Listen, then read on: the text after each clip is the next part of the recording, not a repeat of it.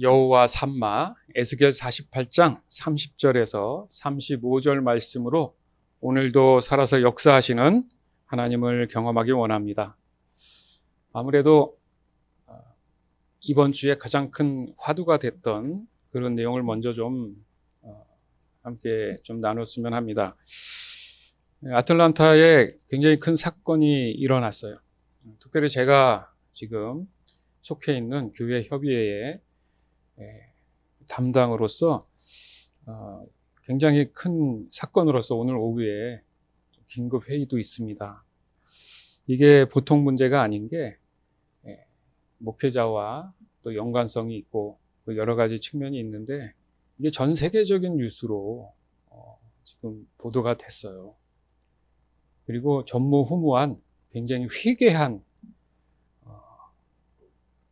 있을 법하지 못한 그런 일이 벌어졌기 때문에 굉장히 우리 입장에서는 다시 한번 나의 신앙에 대한 부분을 각성하지 않으면 여러분 굉장히 다양해지고 그죠? 우리가 알았던 그 세계가 아닌 다른 세계를 지금 우리가 받고 당황스럽습니다.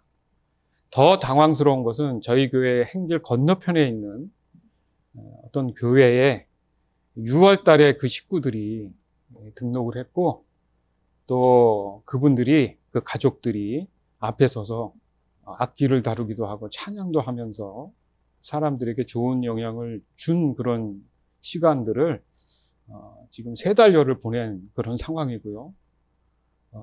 그래서 굉장히 놀라운 거죠.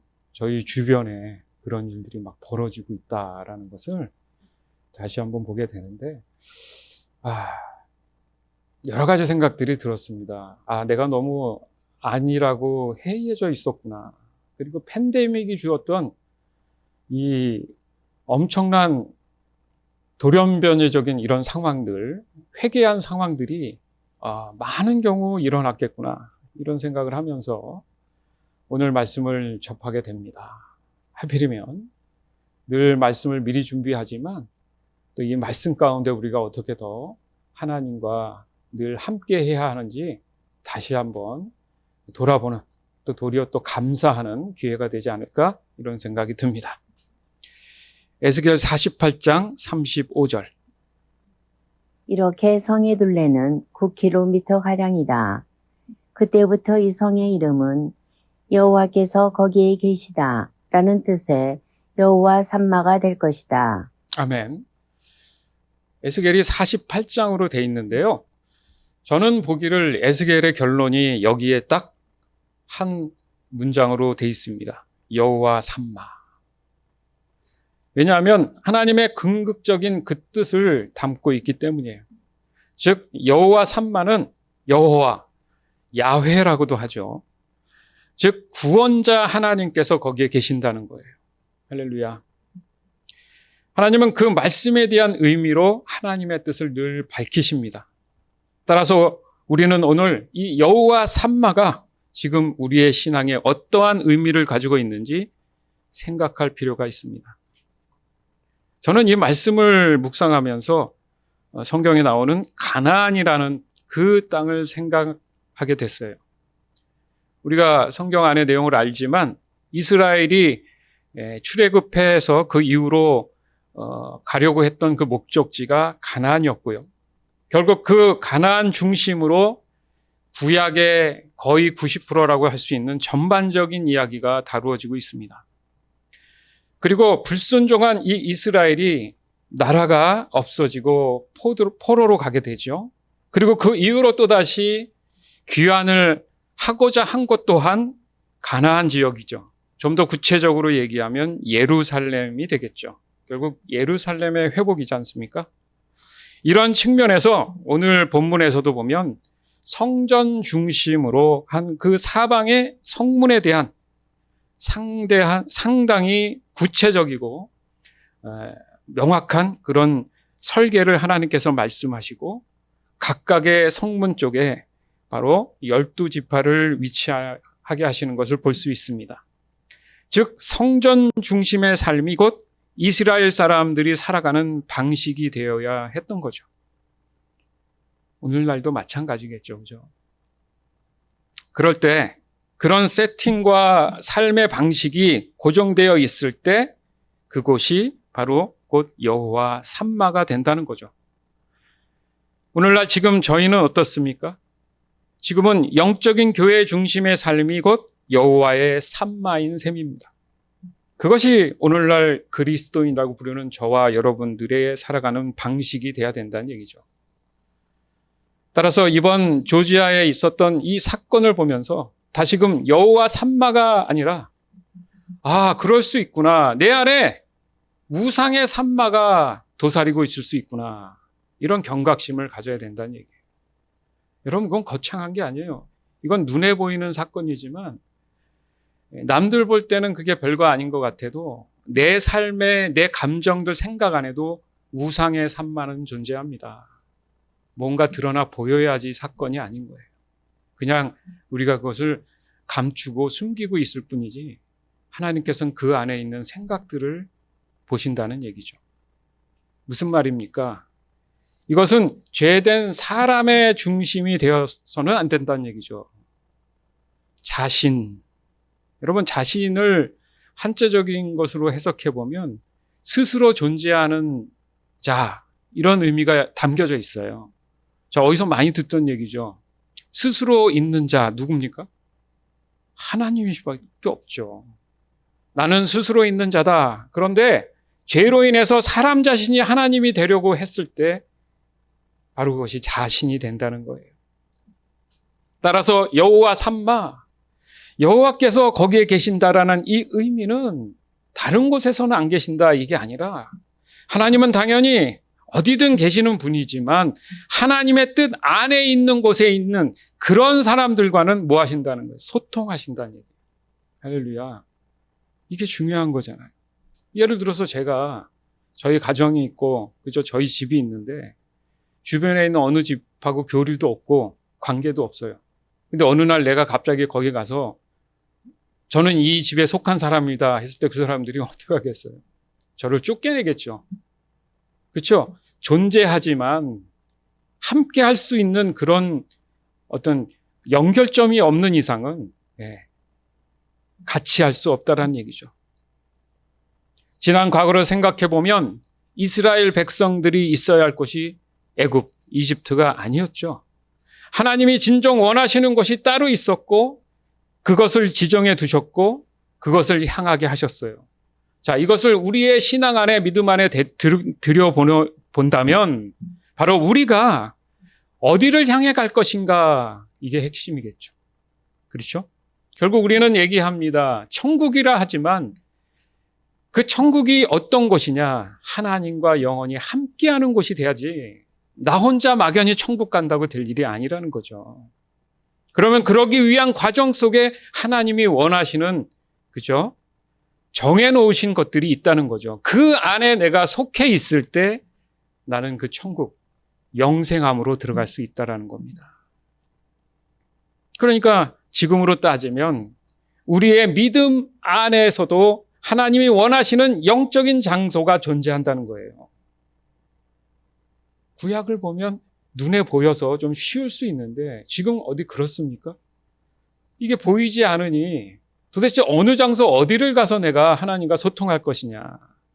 그러나 명확하게 하나님이 원하시는 영적인 장소는 존재합니다. 그럼 그것을 어떻게 할 수 있을까? 로마서 12장 1절에서 3절. 그러므로 성도 여러분, 나는 하나님의 자비로서 여러분에게 권합니다. 여러분의 몸을 하나님을 기쁘시게 하는 거룩한 살아있는 제물로 드리십시오. 이것이야말로 여러분이 마땅히 드려야 할 영적인 예배입니다. 여러분은 이 세상을 본받지 말고 마음을 새롭게 하여 변화를 받으십시오. 그러면 여러분은 하나님의 선하시고 기뻐하시고 온전하신 뜻이 무엇인지를 분별할 수 있게 될 것입니다. 하나님께서 나에게 주신 은혜를 힘입어 여러분 한 사람 한 사람에게 말씀드리겠습니다. 여러분은 여러분 자신에 대하여 마땅히 생각해야 할 것 외에 다른 것을 생각하지 마십시오. 여러분은 하나님께서 각자에게 주신 믿음의 분량대로 냉철한 판단을 가지고 자신에 대하여 생각하십시오. 아멘. 마지막 절 있죠? 이게 어려운 거예요. 여러분 신앙생활이 이게 어려운 거예요. 보세요. 하나님께서 각자 주신 믿음의 분량대로 냉철한 판단을 가지고 자신에 대해서 생각하라. 얼마나 어렵습니까? 예전에는 제사 드려라, 뭐 해라 정해서 그대로만 하면 됐는데 지금은 각자 헤쳐나가야 되는 부분이 있어서 힘든 거예요. 믿음 생활이. 믿음이 더 요구가 된다는 거죠. 지금을 살아가는 저와 여러분을 향한 하나님이 원하시는 영적인 장소가 바로 이런 거예요. 마땅히 드려야 할 영적인 예배. 제사 자체가 예배의 의미를 가지고 있잖아요. 하나님을 향한, 하나님을 인정하는 삶을 살아야 되는데, 여러분의 몸을 하나님을 기뻐하시는 거룩한 살아있는 제사로 드려라. 어렵죠. 그리고 어떻게 얘기합니까? 2절에 이 세상을 본받지 마라. 마음을 새롭게 하고 변화를 시켜라. 이게 어려운 거죠. 왜? 내 안에 늘 내가 생각하는, 내가 추구하는 내 의지적인 것에서 죄성이 나를 도려 다른 것을 선택하는 경우들을 선호하는 경우가 생긴다는 거예요. 여러분 이 말씀을 우리가 처음 보지 않습니다. 이 말씀은 너무도 오래전부터 존재해 왔지요. 그렇게 생각해 보면 이 말씀이 과연 내 마음 안에 어떻게 적용되며 살아갈 수 있을까? 그런 고민을 좀 더 깊이 하는 시간을 많이 가져야지만이 우리가 정말 하나님이 원하시는 영적인 예배 가운데에 살아가는, 곧 그것이 하나님이 지정한 장소고 그것이 바로 여호와 삼마가 되는 것입니다. 지금 우리가 있는 이 공간도 사실은 그저 건물이잖아요. 이렇게 모일 수 있는, 그죠? 합리적인 그런 편리함과 그런 부분에 대해서 서로 신앙생활을 할 수 있도록 돕게 해주는 그런 하나님이 허락하신 감사의 장소입니다. 이 장소마저 없어서 힘든 교회들이 얼마나 많은 줄 아세요, 요즘? 왜요? 렌트비가 너무 비싸. 그렇죠? 그래서 그 부담이 크기 때문에 사람들이 힘들어하는 그런 부분의 적이라는 거죠. 그러나 이것은 영적인 장소는 아니라는 거예요. 물론 이곳이 적어도 지금 현재로는 장소적으로 하나님이 원하시는 영적인 장소로 그 안에 속한 저와 여러분이 함께하는 것입니다. 이 또한 여호와 삼마죠. 그럼 교회 건물을 벗어난 삶은 도대체 그 일상은 뭐냐? 질문할 수 있죠. 그죠? 교회 안에 오면 다 믿는 사람이니까 말도 통하고 괜히 은혜가 더 되고 좋잖아요. 그죠? 건전하고 여기 오면 뭔가 깨끗해질 것 같고. 근데 이 문 밖에만 나가면 이 세상은 그렇지 않다는 거예요. 또 일주일 동안 힘들게 세상 사람들을 접해야 되고 때로는 유혹도 있고 때로는 타협도 해야 되고 이게 도대체 믿는 사람들이 어떻게 살아갈 것이냐 그 고민 안 하지 않지 않습니까? 아무리 오늘 내가 은혜 받고 성령이 충만해도 월, 화, 수, 목 갈수록 그 주기가 내려가면 얼마나 지치고 힘들어요. 시험 들지 않으려고 얼마나 여러분들 몸부림치며 살아갑니까? 과연 교회를 벗어난 그 일상의 삶은 어때야 할까? 지금 우리가 살아가는 이 세상의 이 여호와 삼마는 바로 여러분의 믿음에 대한 겁니다. 뭐라고요? 믿음에 대한 얘기예요. 결국은 그 믿음에 대한 얘기다. 즉 여러분 안에 하나님의 성전이 있다는 것이고 하나님이 원하시는 그대로 그 성전이 완성되어 있다면 그곳에 곧 여호와 삼마인 것입니다. 지금 계속해서 우리가 강조하고 있는 게 뭡니까? 믿음의 자녀다운 그 모습의 삶인 말씀으로 기도하는 예배자의 삶과 일맥상통한다는 거예요.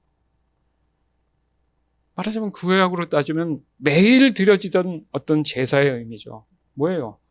정신없이 만든다는 의미도 있어요. 다른 생각 안 들게 하고 계속 하나님만 생각해야 그 생각 안에 죄성을 갖지 않기 때문에.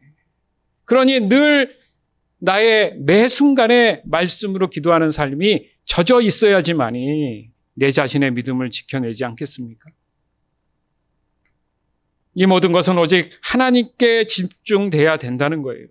이것은 하나님의 이기심을 위한 게 아니라는 것쯤은 여러분 너무 잘 알고 있습니다. 때로는 답답할 정도로 너무도 복잡하고 어렵고 피곤할 정도로 매 순간 하나님께 집중하게 하시는 것은 바로 이미 여러분이 얻고 있고 또 그것을 향해 달려가고 있는 바로 그 구원을 지키기 위함이에요. 뺏겨서는 안 되기 때문에 지키기 위한 하나님이 주신 방법들이라는 거죠. 그렇지 않습니까? 육신의 삶으로서의 그 믿음은 마치 바닷가의 모래성과 같습니다. 언제 바닷물이 들어닥칠지 모르기 때문에 그런 죄로부터의 위험성에서 매 순간 살아남아야 하는 것이 곧 말씀으로 기도하는 예배자의 삶이라는 거예요. 여러분, 전 세계가 지금 홍수, 기후변화 때문에 얼마나 힘들어해요. 리비아라는 나라가 있어요. 거기에 세상에 댐이 있는데 그게 다 무너져가지고 또 바닷가에 있다 보니까 사람들이 다 쓸려 나가가지고 바다에 다 들어가 버렸습니다. 너무 가슴 아픈 일이에요. 지금 추산이 10,000명 이상이라는데 그걸 찾지도 못한다는데 여러분 생각해 보세요. 허무하지 않습니까? 그 중에는 수많은 사람들이 뭔가 내일 정말 어렵게 얻은 어떤 것을 이루기 위해서 소망을 가졌던 사람도 있을 겁니다. 그렇죠? 근데 그날이 오지 않았던 거죠. 우리의 삶의 한계가 그런 거예요. 바둥바둥 뭔가 하려고 했는데 잘 안 됩니다. 어렵습니다. 그게 바로 바닷가의 모래알도과도 같은 거예요. 그렇게 쌓기 어렵고 힘들었는데 한번 무너지는 것은 너무 쉬운 것이 바로 이 믿음에 대한 부분이라는 거예요. 그러니 하나님 입장에서는 얼마나 우리에게 긴장감을 갖고 살아가야 될지를 말씀하시는 거죠. 좋은 긴장감. 믿음을 지키려는 그 긴장감. 왜요? 내가 너와 함께하고 싶으니까. 여호와 삼마가 돼야 되니까.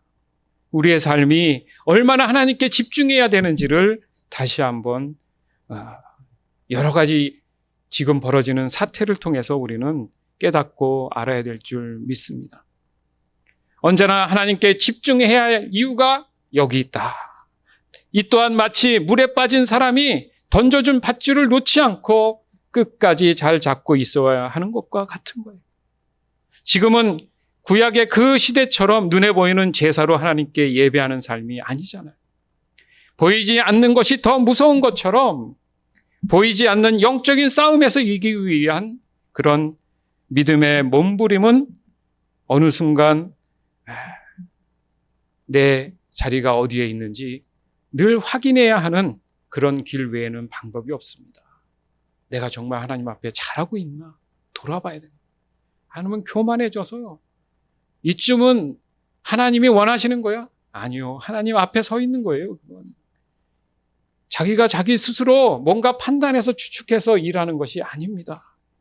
앞서가신 예수 그리스도를 따르는 삶이 정상적인 신앙이지 내가 조금 안다고 해서 하나님 앞에 설 수 없는 거예요. 따라서 우리에게는 확고한 믿음으로 사는 것이 너무너무 매우 중요하다. 이 확고한 믿음에 대한 개념을 온전히 우리가 알고 있는가? 즉 하나님의 말씀 안에서의 삶을 유지한다는 거죠. 이 유지하는 게 어려운 거예요. 지켜내는 게 어려운 거예요, 여러분. 갖는 것보다 지키는 게 더 어려운 거 아시죠? 그렇게 수많은 믿음의 조상들이 그 믿음을 지켜냈습니다. 그들의 공통점이 뭡니까? 그들 모두는 그 신앙을 지키고자 할 때마다 너무나 크나큰 고난을 함께할 수밖에 없었어요. 그러나 그들에게는 전혀 그 고난이 두려움의 대상이 아니었다는 것쯤은 우리가 성경을 너무 많이 접했어요. 이것은 남의 얘기가 아니라 내 얘기가 돼야 된다는 얘기죠. 다니엘 3장 12절에서 13절, 22절에서 25절. 왕께서 바빌론 지방을 다스리도록 임명한 유다인들이 있습니다. 그들은 사드락, 메삭, 아벳느고입니다. 그런데 왕이시여, 이 사람들이 왕이 명한 것을 따르지 않습니다. 그들은 왕의 신들을 섬기지 않았고 왕이 세우신 황금 신상에 절하지도 않았습니다. 그러자 느부갓네살 왕이 크게 화를 내며 사드락과 메삭과 아벳느고를 데려오라고 명령했고 그들은 왕 앞에 끌려왔습니다.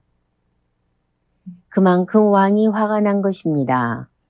용광로는 매우 뜨거워서 사드락과 메삭과 아벳느고를 붙잡고 있던 힘센 용사들이 불길에 타 죽었습니다. 사드락과 메삭과 아벳느고 세 사람은 단단히 묶인 채 불타는 용광로 속으로 던져졌습니다. 그때 느부갓네살 왕이 깜짝 놀라 급히 자리에서 일어나면서 보좌관들에게 물었습니다. 우리가 묶어서 용광로 불 속에 던져놓은 사람이 세 사람이 아니더냐? 그들이 대답했습니다. 그렇습니다. 왕이 말했습니다. 보아라, 내가 보기에는 네 사람이다. 모두 결박이 풀린 채로 불 가운데로 다니고 있으며 아무런 상처가 없다. 더욱이 네 번째 사람의 모습은 신의 아들과 같구나. 아멘. 이 말씀 보면 여러분 소름이 안 끼치십니까? 여호와 삼마가 담겨져 있잖아요. 자, 여기 좀 정리하면요. 그 사드락, 메삭, 아벳느고가 다니엘의 세 친구인데, 그러니까 예전에 일제시대 때 그들이 한 게 뭐예요? 한국 사람들 이름을 일본식으로 바꿨어요. 그죠? 왜? 통치를 하기 위해서. 그러니까 그 나라의 어떤 문화나 이런 것들을 없애기 위한 방법이잖아요. 그 당시 바벨론도 마찬가지. 그러니까 다니엘이 원래 이스라엘의 이름이었는데 다니엘도 벨드사사리로 바꿨단 말이에요. 그래서 성경을 보면 두 이름을 이렇게 바꿔서 쓴단 말이죠. 그래서 이 친구들 이름도 사실 이스라엘식으로 있지만 여기에 이제 언급된 것은 이제 바벨론식의 이름인 거죠. 뭐 이건 뭐 중요한 건 아니겠지만 어쨌든 참고하는데 이게 중요한 게 뭡니까? 바로 여호와라는 뜻이 뭐예요? 구원자죠. 야훼. 이 맥락이 예수 그리스도와 같은 말이란 말이에요. 원어를 보면. 그래서 오늘 이 말씀에 여호와는 이 구원자라는 사실, 곧 이 안에 숨겨진 네 번째 인물이 누구냐? 곧 예수 그리스도를 비추어 말씀하시잖아요. 다니엘의 이 세 친구들은 어떤 사람들이었습니까? 바로 여호와 삼마에 속한 사람들로서 그 불구덩 속에서도 예수님이 함께 하시잖아요. 아멘. 그럼 어떻습니까? 반면에 그것을 묶었던 거기에 병사는 어떻게 됐어요? 타 죽었어요. 이게 우리의 삶에 여러분 적용이 돼야 돼요. 세상과 같이 있는 것 같아도 하나님께서는 구별된 삶으로 인도하신다는 거예요. 아멘. 이 세상은 불구덩이와 같지 않습니까? 뭐만 잘못하면 사람들이 죽이려고 하잖아요. 그러나 그 와중에도 하나님이 여호와 삼마 되시니까, 구원자 되시는 예수 그리스도와 우리와 함께 하시니까 나는 거기에 젖어들지 않고 같이 있는 그런 죄성이 있는 존재들은 어떻게 돼요? 하나님께서 제거하시잖아요. 아멘. 이게 중요한 거예요, 여러분. 뭔가 눈에 보여야지 구별된 게 아니라 뭔가 합쳐져 있고 섞여져 있는 것 같아도 하나님께서는 분명히 구분하고 계신다는 이 사실, 이 진리, 지금 우리의 신앙에 너무 잘 적용되는 말씀입니다. 즉 믿음으로 살아간다는 것이 바로 이 말씀이라는 거예요. 믿음으로 살아간다.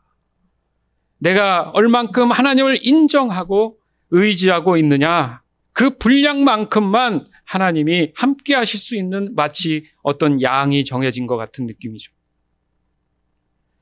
하나님이 지정하신 곳, 그리고 그곳에서 해야 할 일들을 정해주시고 그 정한 그대로 순종하며 믿음으로 행해질 때만이 여호와 삼마, 곧 그리스도 예수의 삼마라 말씀하시는 거예요.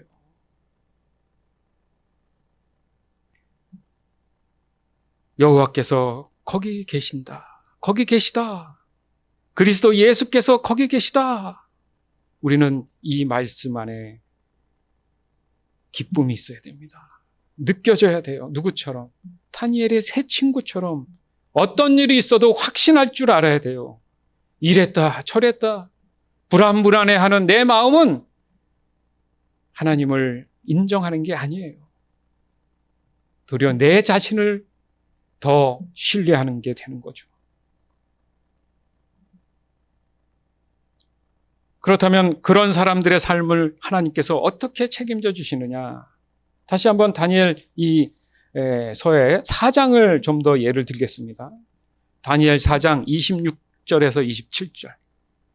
또 나무 뿌리의 그루터기를 땅에 남기라 명한 것은 왕이 하나님께서 다스리신다는 것을 깨달으신 뒤에 왕의 나라가 굳게 선다는 뜻입니다. 그러므로 왕이시여 저의 충고를 받아들이십시오. 죄악을 버리고 옳은 일을 하십시오. 가난한 백성을 불쌍히 여기시고 악한 길에서 벗어나십시오. 그렇게 하면 혹시 왕의 영화가 계속 이어질 수 있을지 모릅니다. 아멘. 이 땅의 주인은 누구십니까? 오직 하나님이세요. 그 하나님의 주권을 인정하는 사람만이 하나님이 그 사람을 다스릴 수 있는 거예요. 여기도 말씀하시잖아요. 이 바벨론 왕에게 하나님께서 다스린다는 것을 깨달은 뒤에야 당신의 나라, 왕의 나라가 굳게 설 수 있습니다. 남의 얘기가 아니라 내 얘기가 돼야 되는 거예요. 여러분은 왕 같은 제사장들이죠.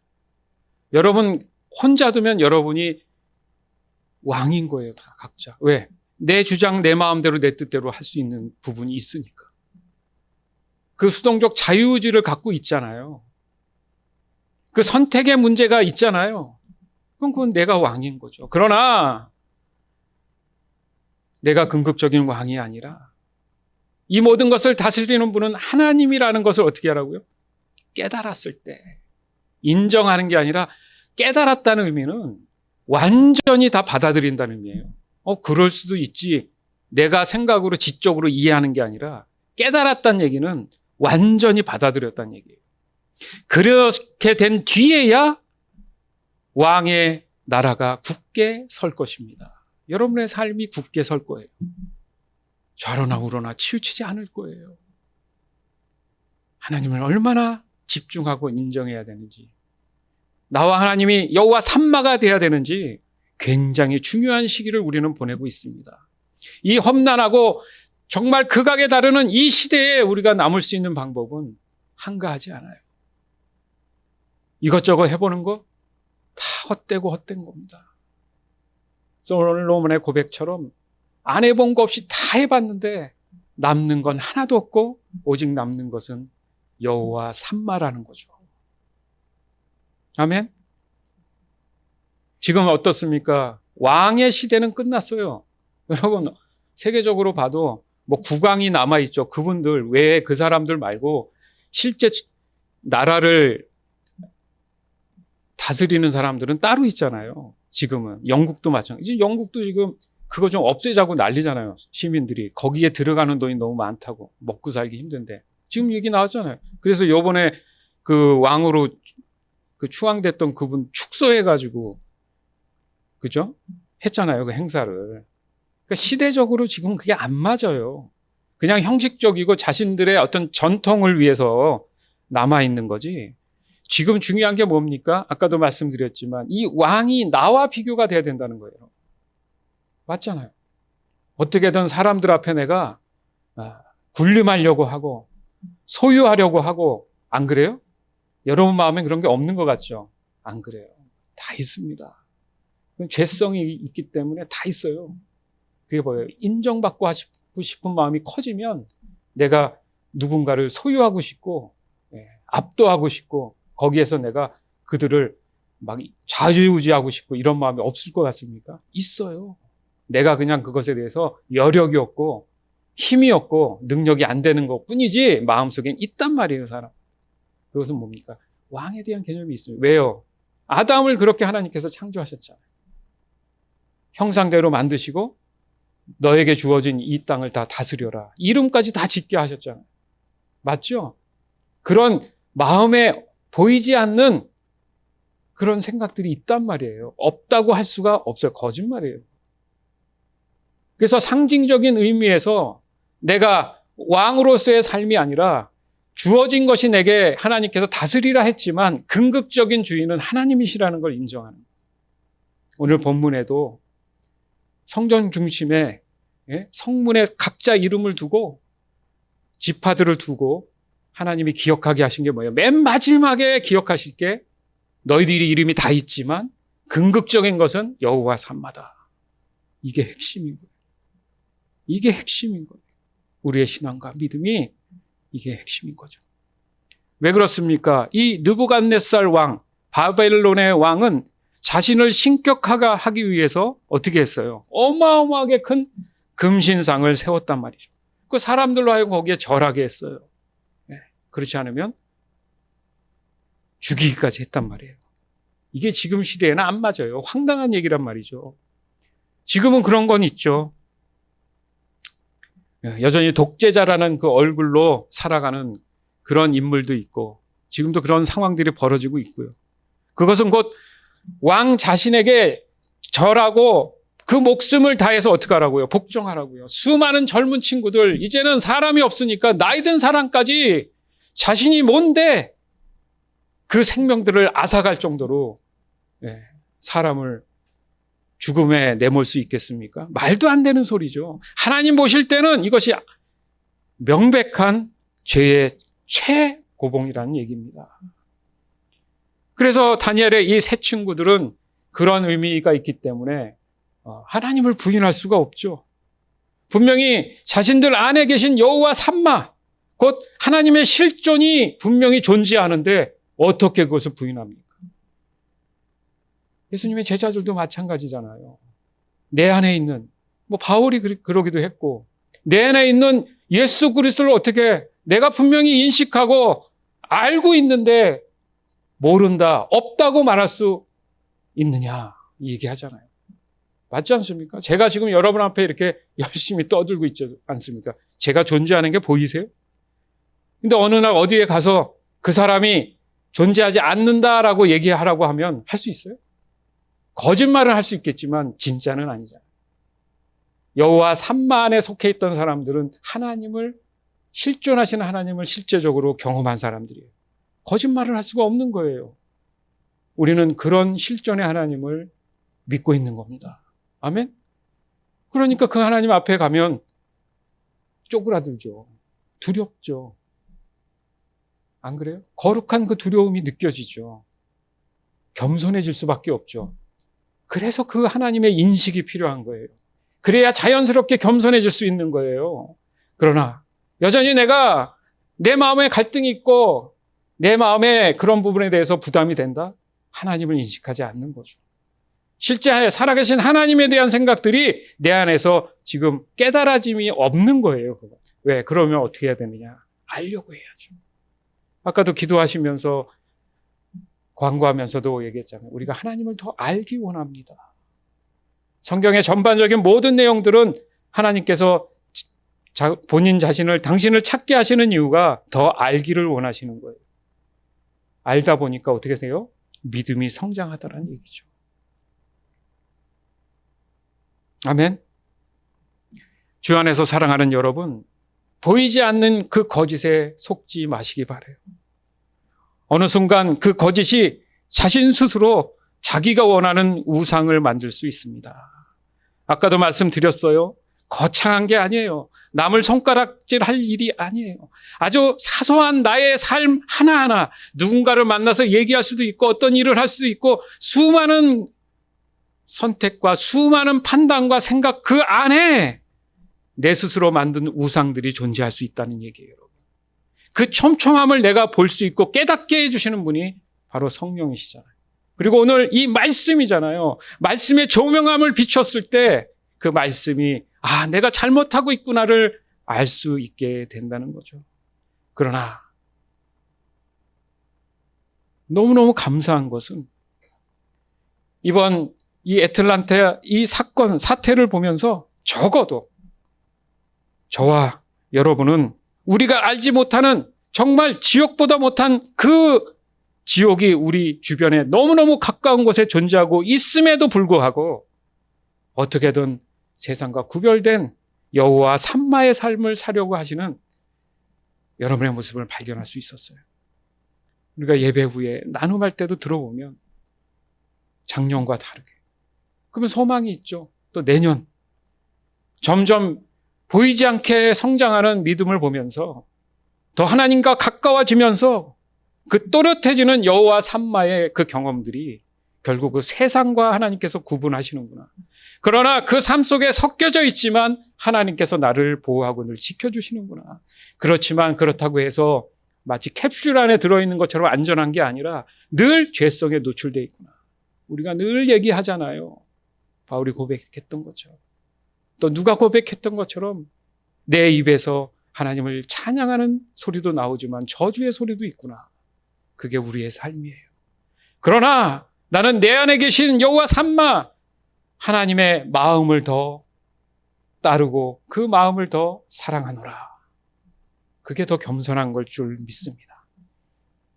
이것이 곧 오늘 본문에서 말씀하시는 성전을 둘러싼 성문에 속한 각 지파의 이름들이 있는 것처럼 바로 그 이름이 저와 여러분의 이름인 줄 믿습니다. 즉 하나님께 속한 삶을 유지하는 그런 사람의 모든 삶 가운데에 바로 여호와 삼마이신 것을 이 시간 기쁨으로 하나님 앞에 감사하시길 바라요. 오늘도 여전히 저는 강조할 수밖에 없습니다. 아니 제가 숨 쉬는 그 순간 살아생전 멈추지 않을 강조죠. 바로 말씀으로 곧 말씀 안에서 즉 여호와 하나님 안에서 늘 기도하는 즉 늘 믿음을 고백하며 유지하는 그 예배자 다시 말해서 하나님을 늘 확인하는 그런 자의 삶으로 예수님이 오시는 그날까지 여호와 삼마의 삶을 누리며 살아가게 되는 저와 여러분이 되기를 이 시간 주 예수 그리스도 이름으로 간절히 축원합니다. 아멘. 여호와 삼마, 여호와 삼마, 여호와 삼마 꼭 기억하시기 바라요. 시편 121편. 내가 눈을 들어 산을 본다. 내 도움이 어디에서 오는가? 내 도움은 하늘과 땅을 만드신 주님에게서 온다. 주님께서는 내가 헛발을 디지지 않게 지켜주신다. 너를 지키시느라 졸지도 않으신다. 이스라엘을 지키시는 분은 졸지도 않으시고 주무시지도 않으신다. 주님은 너를 지키시는 분, 주님은 내 오른쪽에 서서 너를 보호하는 그늘이 되어주시니 낮의 햇빛도 너를 해치지 못하며 밤의 달빛도 너를 해치지 못할 것이다. 주님께서 너를 모든 재난에서 지켜주시며 내 생명을 지켜주실 것이다. 주님께서는 내가 나갈 때나 들어올 때나 이제부터 영원까지 지켜주실 것이다. 아멘.